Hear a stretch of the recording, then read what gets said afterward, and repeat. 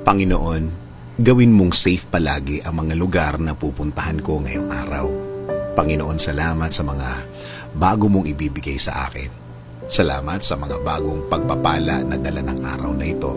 Alam ko, Lord, na bago ang lahat ng pagkakataon ngayon na nasa harapan ko, at alam ko na ito'y isang regalo na naman na galing sa iyo, Lord.